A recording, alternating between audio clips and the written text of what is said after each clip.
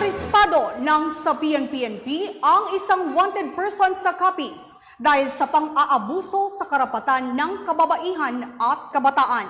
Mag-uulat dyan si Patrolwoman Charmaine Balunsat. Pinangunahan ng mga tauhan ng Sapian Municipal Police Station ang isang operasyon na nagresulta sa pagka-aresto ng isang wanted person sa Barangay Poblasyon Sapian, Capiz noong ika-21 ng Abril taong kasalukuyan.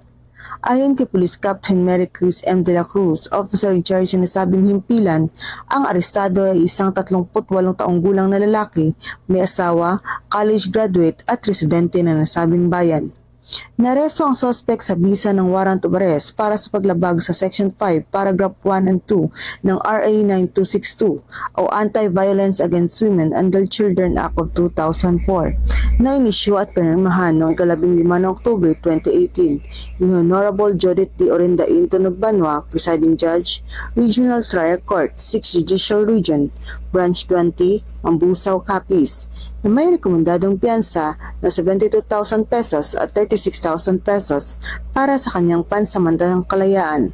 Samantala, ang arestado ay nasa pangangalaga ng Sapian Municipal Police Station para sa tamang dokumentasyon. Patuloy ang Sapian PNP sa kanilang layuning maaresto ang lahat ng may pananagutan sa batas. Mula dito sa Capiz Police Provincial Office, ako ang inyong PNN Correspondent, Patrolwoman Charmaine Balunsat, alagad ng batas, tagataguyod ng balitang pulis.